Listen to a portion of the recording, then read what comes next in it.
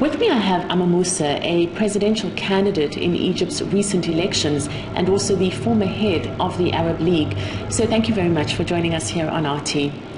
Many people were surprised that you did not make it through to the second round of the recent presidential elections. Why do you think you did not do as well as expected? I was among those who were astonished that I didn't make it. But this is democracy. The results are not guaranteed. They are never guaranteed. But I am glad that the democratic process has really started. The elections were observed by international Arab and the civil society organizations. In Egypt. I have my own reasons, I understand what happened, how things were managed in the last few days. But my concern is not this. My concern is that the democratic process should not be derailed, especially at this stage where we are just starting. So I am glad that things went that way. It would have been much better had I been in the race, the second round, but it is immaterial compared to the process itself and the preservation of the initiative towards democracy. The revolution failed. The revolution, in your words, that was supposed to achieve democracy. Why do you think it was unable to sustain itself? Because of so many mistakes. And the mistakes were committed by all parties to the Egyptian scene. You cannot accuse one party of monopolizing the mistakes.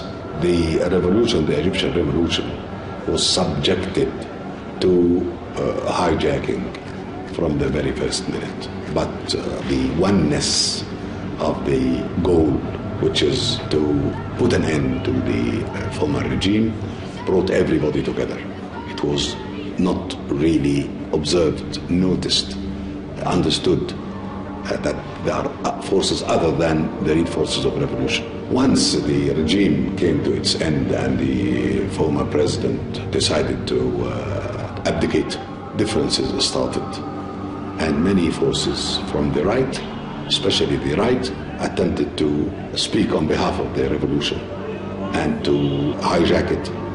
And that was seen in the many organizations and unions and parties that claimed, each one of them claimed to represent the revolution.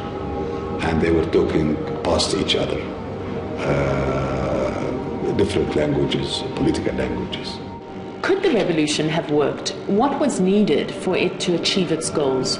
I believe one party, one head of it, and clear goals.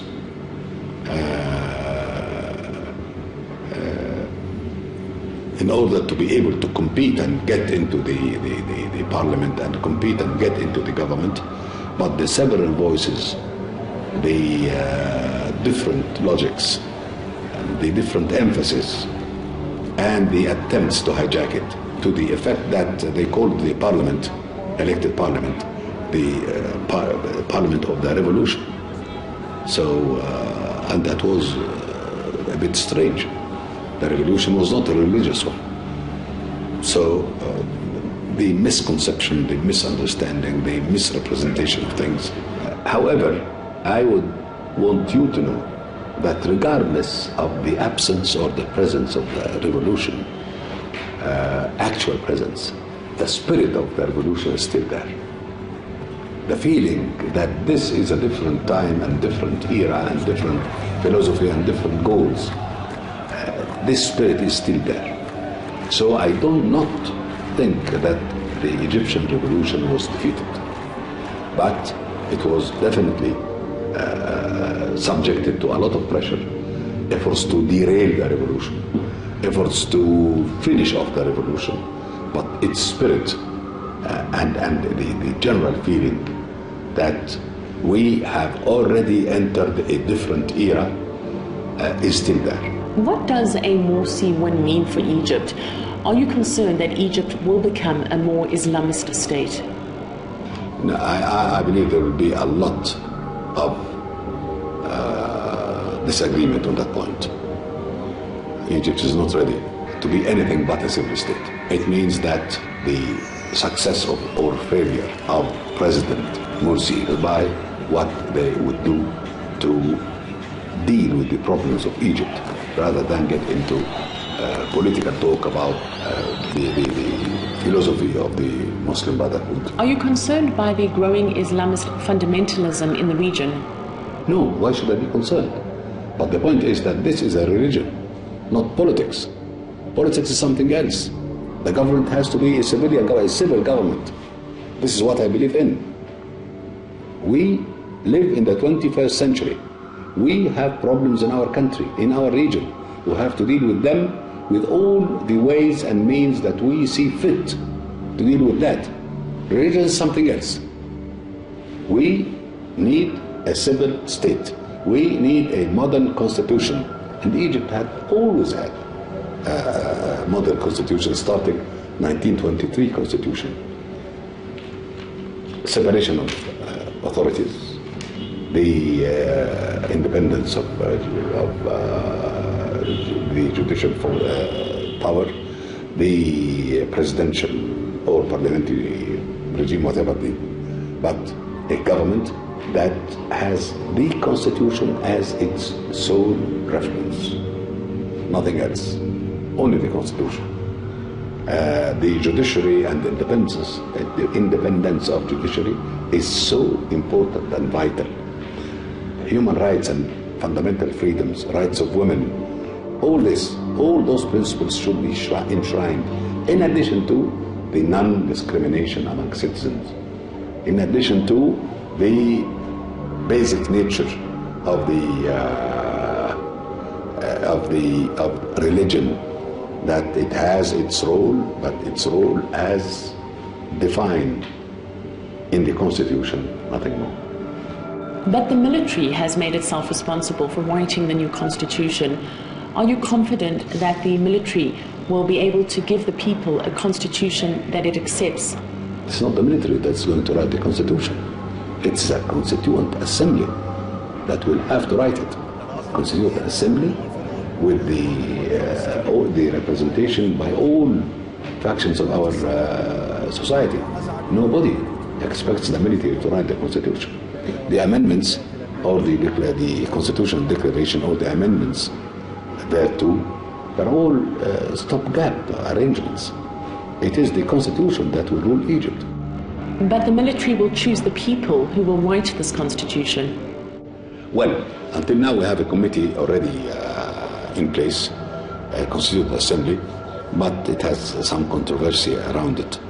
So we'll see what kind of proposals the Supreme Council will come up with. But many of us have their own opinions about it. So it won't be that the military will just appoint. They will select, they will consult. That's what I expect. You were head of the Arab League for a decade. How then do you explain the Arab League's stance on Syria, which has surprised many? Look, the situation in Syria is different than the situation in Libya. And the Arab League played an important role in Libya in order to pave the way for change and save civilians.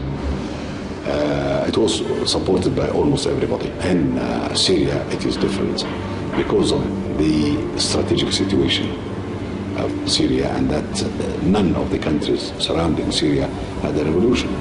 Libya had Egypt and Tunisia to the east and west, both in a state of revolution. So the neighborhood was already ready to support the revolution in Libya. As for Syria, many countries around it are really concerned that things would get out of hand. But it is the spirit of change. This is the era of change. And change is the name of the game. Forget about the Western expression, Arab Spring, or any other expression of that kind. It is the spirit of change. Change is the name of the game. And change is a historical development. It is not just a sporadic thing. So it is a matter of time, in my opinion, that change will take place in Syria, especially after the bloodshed that happened there. You cannot get back to square one. It's very difficult to get back to square one to be accepted. Big powers differed on how to deal with Syria. Some put the blame on Russia, but I believe this is like a hanger. There is no other plan. There is no plan. There is no Western plan for Syria.